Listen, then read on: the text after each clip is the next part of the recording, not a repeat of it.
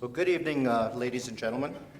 My name is Paul Annis, Chair of the Engineering Innovations Forum Steering Committee. I would like to welcome all of you to this year's forum on behalf of the committee. The Engineering Innovations Forum was initiated in 1990 under the name of the Engineering Action Forum and has been part of the National Engineering Month since.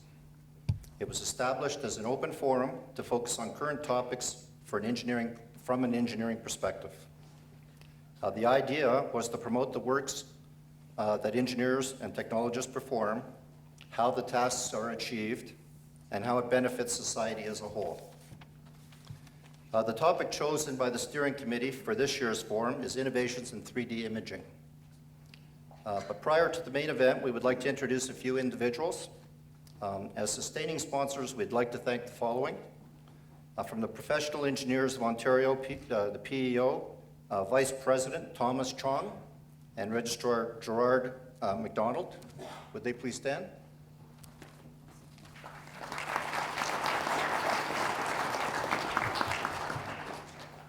From the Ontario Association of Engineering Technicians and Technologists, President Stephen Morley, who was unable to attend this evening.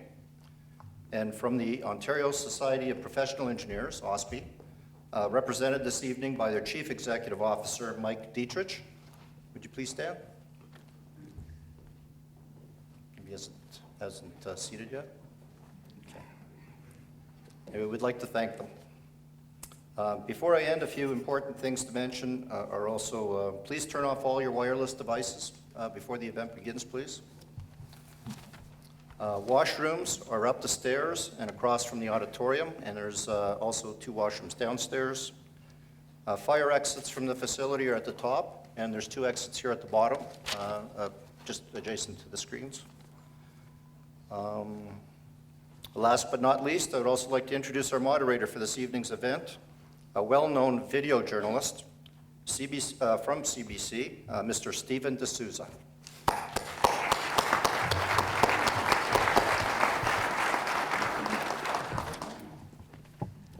Thank you, Paul, and thank you everyone for having me back. I think I've almost lost track of how many years it's been. I think it's about 5 or 6 years that I've been here, and I always look forward to this night because it reminds me about how little I actually know. I realize how smart engineers are and how little I understand about the world around me and how it works, and which is why I always look forward to this evening.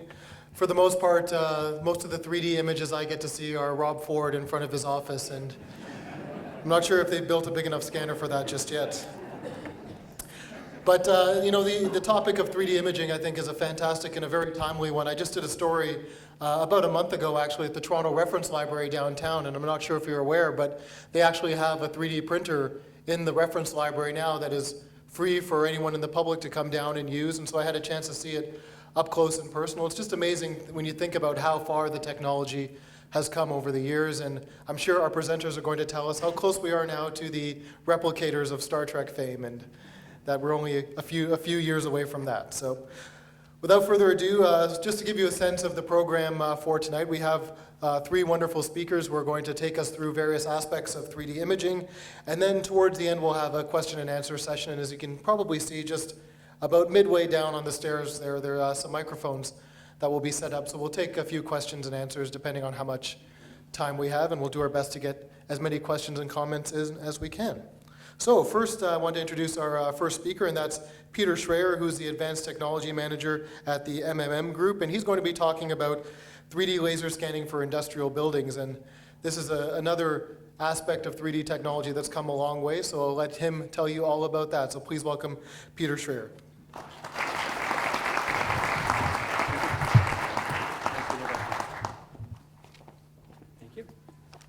Well, good evening, everybody. It's always hard to go after somebody like Stephen, who professionally speaks, and then have me come up here, who's an engineer and who has a very little, I know, tough time going after him. But what I'm going to do in my speech here, we at MMM have a technologies group that we do a lot of research and development into these new technologies. And one of the things we've come up with the last few years is an idea that innovation is a part of our business. Oh, I'm sorry. Okay, my apologies. And as part of our business, we decided to go ahead and give a shot to some of these technologies. I've been working in, I guess, the 3D imaging area for about 10 or 12 years now. It's come a long way since then. Right here, what we have is a composite picture of what a 3D image is. Now, you notice, for those of you in the industry, that this is a fairly old type of instrument here. It's about, 5 years old. And in this industry, that is getting obsolete. What we do work in is various industries. My part of this idea here is for industrial purposes, buildings, roads, dams, however you want to call it. In that case, we're looking at areas that are, 20 meters to about 2,000 meters distance. The reason we use these laser scanners, especially in the engineering field and industrial purposes, is it has several major advantages over conventional surveying. I know some of you must have known what surveying is all about and using GPS, total stations, and the like.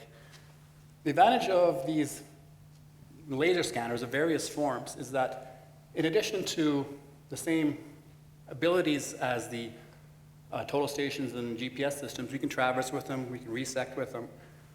They also have an ability to be the same control system that your ground control is in. If your ground is in UTMs, we can do that, no problem. So it allows us to do kind of a merging of both survey data and laser scan data. We'll get a very high density data set. Some of these scanners will run about 1 million points a second. We don't usually use that kind of density unless we really require it, but it's available. And one thing I'm going to come back to many times during this presentation is the fact of safety. In this case here, these laser scanners, as far as I'm concerned, are the best thing that we've come up with in the surveying field. Their safety. I do not have to put people in the field in danger. And I'll show you a few examples of what I mean by that. What you see here is a picture of a power station that we did. Now, this is a lot of scans and a lot of data coming through, but you'll see what I mean by, a very high level of detail possible. We can pick up the conductors, we can pick up the wires. And in no case here was the substation had to shut down. We ran it just as normal. Right? What we get here is what's called a full 3D virtual reality. What I mean by virtual reality system is that all the scans, in that case there were about a dozen of them, are put together using a least squares adjustment.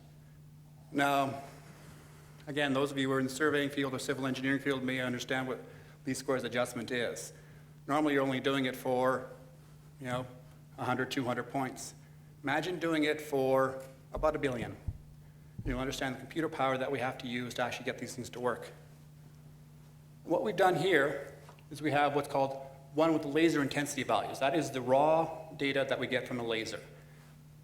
We color it based on red being lowest intensity, green being the best intensity fire back at us. On most of these laser scanners, what you'll find is that there's also a camera on top of these things, and it takes the digital picture that's overlaid right on top of the camera. So what you see in the bottom came from the laser scanner itself. Peter, can you move a little closer? Oh, I'm sorry. Just so it's not picking up perfectly. There we go. Is that okay? Everybody can hear me? Isn't it good? Okay, fantastic. Now what you find is some of the laser scanners here. When we get a request to do a laser scan of something, one of the first things I'm going to ask you is, what is it for?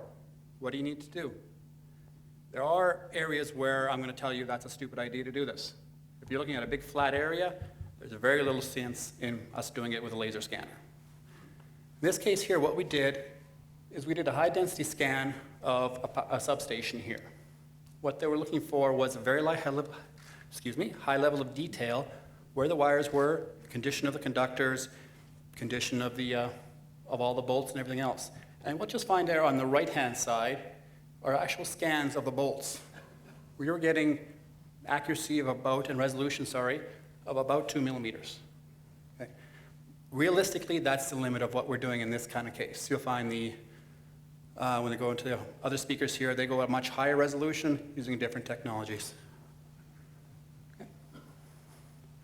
And this is kind of some of the ideas that we get out of it. The top there is the actual laser scan of it. The bottom there is when you bring it into AutoCAD.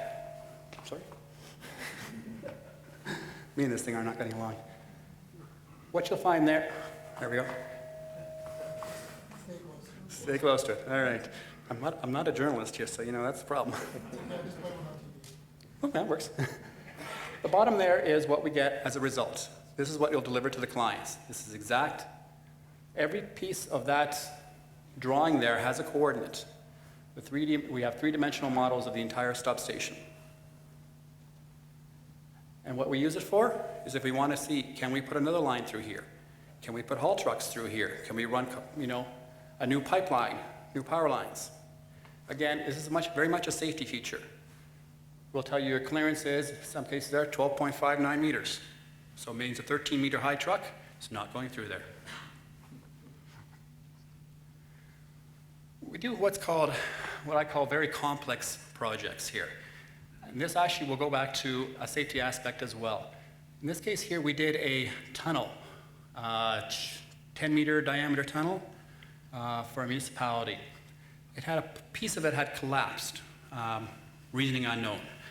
Now, there's no way I'm going to be able to send a surveyor or a survey team out there to take a look at it. Nobody's going to go out there to take pictures of a collapsed part of a tunnel. Can't say I blame them. With this thing here, we can stand off about 150 meters and scan it. Every pixel and every point that we scan has a resolution, in this case, of about 5 millimeters. So we can actually take a very dense look at it, model it, and see why it collapsed without having to put anybody anywhere near it, the collapsed piece. You're looking at small-scale complex projects. This is where what's called BIM modeling comes into play. In this case here, these pipes are 2, 4, 8 inches diameter pipes, standard water, gas lines, things like that. And what we're able to do is model every single pipe, every single conduit that we have there, and take a look and see where do we bottleneck this? What are the problems with it? Can we put some pipes in here? Can we change this out? In most cases, laser scanning is used as a planning tool because we cannot take an actual survey out there and see every single piece. We use this. You can take a picture of this, no problem, and see, but you will not have the spatial qualities of it. The spatial pictures here, in this case, will show you exactly how far each of these are from each other. I'm going to give you some examples of projects that the MMM group has done. They range from very small-scale housing, heritage buildings, things like that, to very large substations, refineries, various things like that, including airports. And you can see the range of what we can do with this thing. This here, Stephen forgot to mention, I'm from the city of Calgary. My home office is there, but I travel to Toronto pretty much on a constant basis because our head office is here. But one thing we did in Calgary is a 58-story building that went up last year. It's called the Bow Building, where a couple of the major oil companies have their new headquarters. And what we did is we scanned the building for them. The reason we scanned it for them is they wanted to see what's behind the walls after we board it up.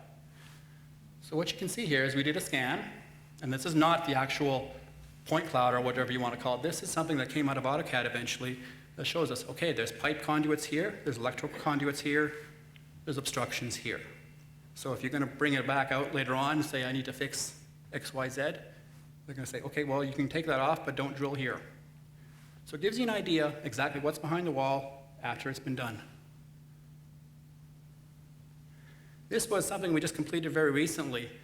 It's a 50-meter building, and what the concern was, it's here in Ontario someplace, that when the building was finished, it encroached on the property line. Now, you're never going to be able to send a surveyor up all 5 or 8 stories there and take an actual position of each of those overhangs.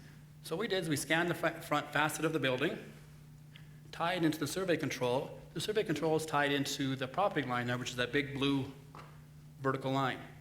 And we could tell the client, tell the municipality, yes, your building does encroach on the city street. What happens from that point? Well, not my problem. We just give you the data. We're not concerned with what you do with it. Yeah. when you ask me about accuracy of this thing, in this case here, we did a fairly high density scan of it.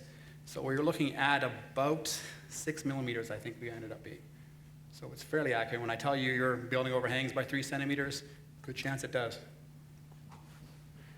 Now this was an interesting project. This was a demonstration project of the expansion of the Edmonton International Airport. Realistically, it was more for marketing purposes and not for our marketing purposes, for the Edmonton International Airport's marketing. They wanted to show the new airport. This is a view from the airside part of it. Now, in most cases, they're never going to allow anybody onto the airside portion of a terminal. Security risks, everything else. So what we're allowed to do then is they allowed us to go in there and they said, okay, you have 3 hours to do this. We managed to get 21 scans of the entire airside terminal at that point in time. Okay? That's how fast it goes. A normal scan is about, well, it does a full 360 dome. It captures everything except the little piece below itself, which you can't see. It does that in about 15 minutes. So in this case here, they were very happy with us because we can get in and out without disrupting air terminal operations. Okay? And these are actual scanned images of it. And then they said, well, if you can do the outside, can you do the inside? Certainly. These are not enhanced images. These are the color photos overlaid on top of the scanned images. It looks like a color photograph, except the advantage of this is every single pixel you see there has an actual valid coordinate.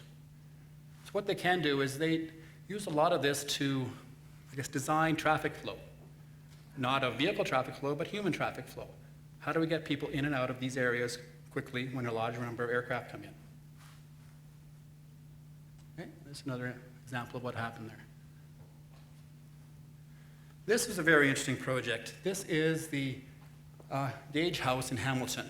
It's a historical house. You guys probably know more about this than I do, the actual history behind it. But we were asked to come in and do a scan of it. What you see there is actually not the highest resolution scanner we have. At this point in time, it wasn't available. But they asked us, take a look at this, scan it for us, do a historical record of this. That's what you get here. We said, okay, that's no problem. And these scanners that we have, you have the option to say, I want this piece to be high resolution scan, this piece here, not so much.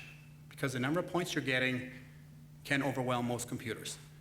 So what we normally do is we do an overall relatively low level scan. By low level, I mean a point every 2 or 3 centimeters. Okay. That's what it's come down to. And then what we do is we went inside and say, okay, well, we need to take a look at some of the damage that's occurring just due to historical reasons. We are actually able to pick up everything from the plaster cracking, the bolts that they were using on the doors, door frames, everything else like that. And it gives you a historical record of what this looked like at that point in time. Now, when I say we use historical records, we use this not on just historical sites, but on any other building that they want to take a look at before they do construction around it. Consider a fact that if you're an owner of a fairly large building and they do start doing construction next to you, you want a record of what it looked like before and after in case of damage. And this is what happens after it. There's a fairly automated process at that point to get it into CAD drawings. Notice there's terms called point cloud. A point cloud is a very large data set of millions to billions of points that come from the scanner. And from that, you basically create the models that you see there and the CAD drawings. And for those of you who are familiar with AutoCAD Revit, a lot of this goes right into that. This is the kind of level of detail we're looking at. At the Rogers Center, we were picking up the little gargoyles you see on there. Okay. Again, this was done for pre-construction purposes. There was construction going around on the area there, and they wanted to make sure that before the construction started, they had an accurate picture of what it looked like. We went back in there afterwards, construction was done, see what it looks like then. In this case here, there wasn't really any damage, but it's a good historical record. Things like streetscapes. This really has, to be honest, little engineering value, but it's a really interesting way of looking at a neighborhood. A lot of real estate agents are doing this nowadays. Using a high-end scanner is a little odd, but if they're willing to pay for it, that's fine. was a very interesting one. This is the roller coaster at Toronto's Wonderland. They were looking at expanding it, adding some more rails, adding some more features to it. Problem is, in order to do that, the inside of the building is completely dark. One of the advantages of a laser scanner, it doesn't care. It runs perfectly fine in absolute darkness. What you won't get is a picture, obviously, because if you can't see it, it's not going to see the picture. But it's an 800 nanometer laser, so it has no problem running in complete darkness. And this allows them to create a model of what's inside the building, how close they are to other rails, how close they are to other features and obstructions, and then design what they need to do from there. Okay? Like I said, in this case here, it's also a safety factor because you're not going to have people crawling up and around things. We were able to do this while the system was running. Okay, so we do not hinder production. Okay, this is a bridge that was done. It's a swing bridge, actually done very recently. They were looking at, there were some, I believe, some damage done to it just due to erosion, weather, age.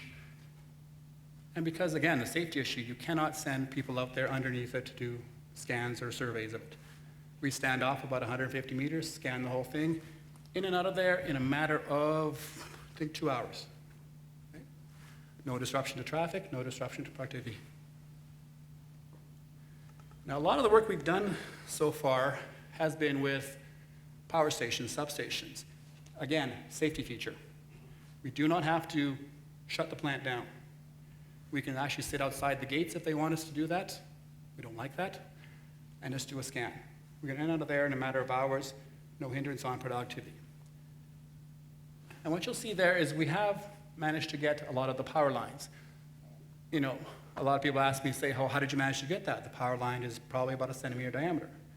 True, our resolution is probably only 2 centimeters, but we get enough reflectance off each line that we can just model it through. Okay? Allows us to do clearance structures, see what they're made of, see what they're designed with. And again, I'm just going to walk through a few of these here. You can see the level of detail that we're getting off this and how big this is. In this case here, it is about 300 meters by about 400 meters. This was done in a day to scan. Now, when I tell you it's done in a day, that's the field portion. I'll tell you what it means to actually process this later on.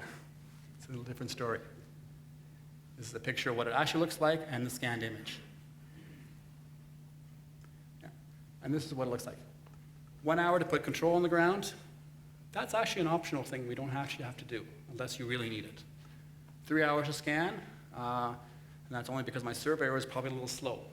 It was too hot for him, I think, that day.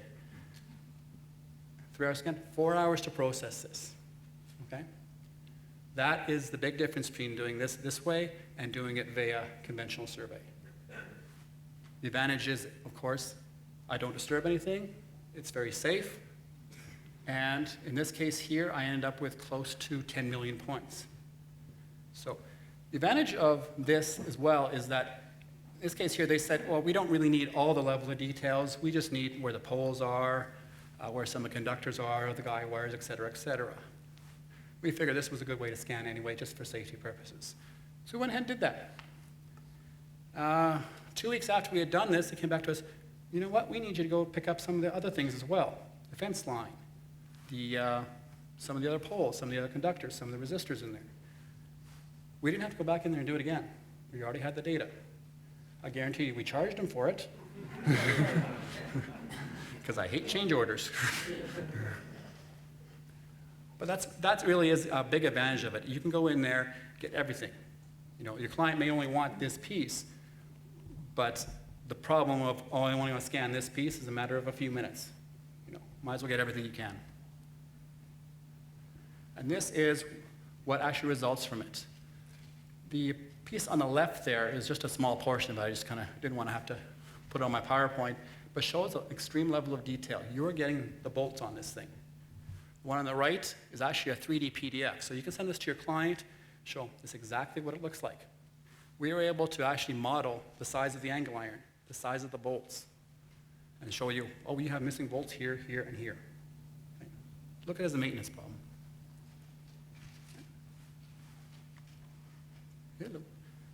And the final one I want to look at is one that took us a very long time to do. Level of complexity of these things is extreme. This is a refinery. I'm not allowed to say where it is because the client hasn't given us permission to do it, but they said it's okay to show it. This took approximately 2 weeks to scan, just the level of detail.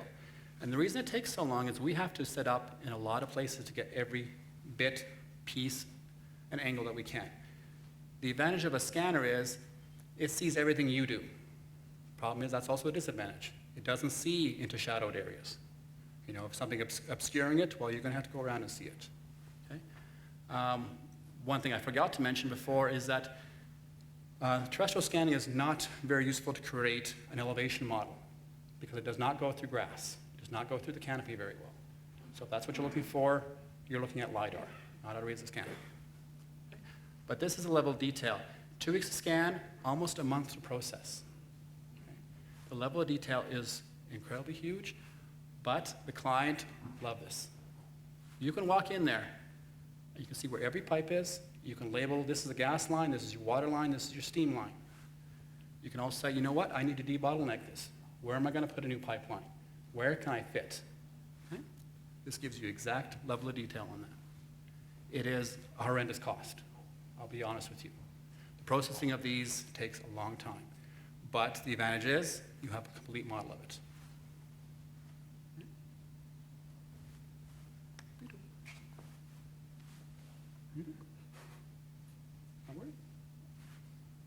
There we go. Now what do we get out of this whole schmozzle of point clouds? Again, you'll have millions upon millions of points. How useful is that to you? Well, it depends.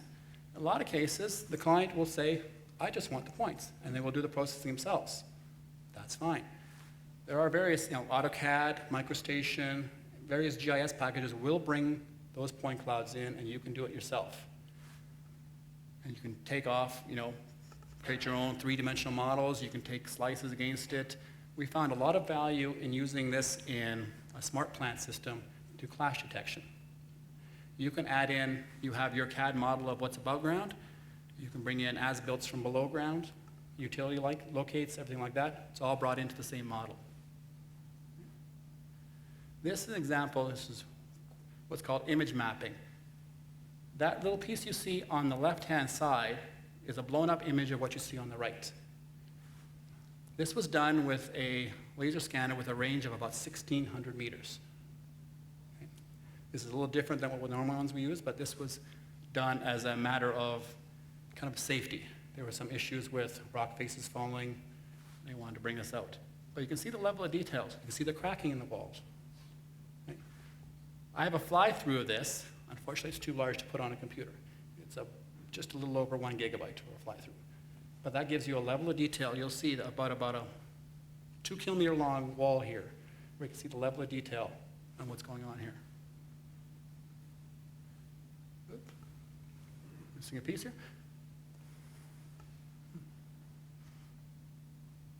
There we go, sorry. That one, my fault. Again, what we do with a lot of these imagery here is we give the client the point cloud if they want it, or we do the processing for you. What we've done in some of these cases where there's a lot of data, particularly that refinery, is we've offshore it as well.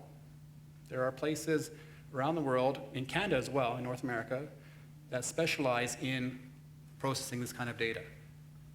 Generally, most engineering shops do not want to spend a huge amount of data or money on these kind of processes. So we tend to offshore them as well, if you want a lot of detail. In this one here, you'll see the inside of the building. Okay? Just level of detail you'll see on these things.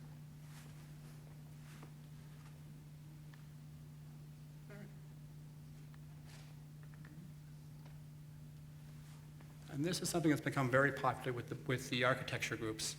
You basically get a BIM model, building information model, for those of you who are not familiar with it. You will get basically a three-dimensional model you can put on your own computer, put as a 3D PDF if you like, and it will show you exactly where every pipe is, where the floors are, where whatever else is behind the walls. That's become very, very valuable. Okay. Again, the modeling that we do with it. The level of detail you get is amazing. They're very valuable for planning purposes, very valuable for historical records, and very valuable for maintenance. And reason, there's several, I guess, deciding factors on whether you want to use conventional survey methods or whether you want to use a scanner. First and foremost, it has to be fairly complex. Sorry. If you're just doing a flat area or flat surface, you know what? It's going to cost you a lot less to do conventionally. And I'll tell you that straight out if you ask me. If you're looking for hard-to-reach areas, exactly what you just want to use. If you're looking for a fast turnaround, if you have to be in and out of there, I don't mean fast turnaround as in getting the data, because that may take longer depending on how complex it is. But if you need your field crews in and out of there in a matter of hours, this will work for you. Okay? And again, like I said, the scanner doesn't care if it's dark. We've done areas of airports, like runways, where yes, it's a flat surface, but the fact of the matter is we can get in and out of there in a matter of hours, so they don't have to shut the runway down for too long. Okay? And this really is the level of detail we're getting out of a lot of things. What I found is that in the last few years that I've been doing this, it's been very hard to predict where things are going in the next short term. We always tend to be very conservative about, yeah, I think we can do that, or I think the computer process is going to come up and match what we're doing. Right now, our biggest problem is computer horsepower. That really hasn't caught up to us anymore. Back when laser scanning was first done was back in 1960 or so. That's really the length of time it's been going on. But at that point in time, it was done mainly for government agencies, military, and things like that. It wasn't until the, I guess, early 90s when a company called Sierra Technologies made a version for engineering purposes. This company was bought up by Leica, and I'm sure a few of you know who Leica is. They produce laser scanners now and have been doing it for quite a while. But it's only recently that we've had the computer power to be able to process this and see what's going on with it. Maybe the next 10 years, we'll see what we can do with it. Maybe have a full 3D model in a matter of hours. But right now, 1 hour of processing is about 1 hour in the field.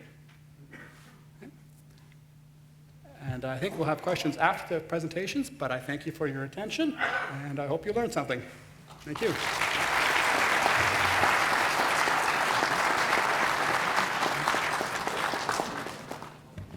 Thank you very much, Peter. And as he mentioned, he is from Calgary, and we hope that he'll take this cold weather back with him when he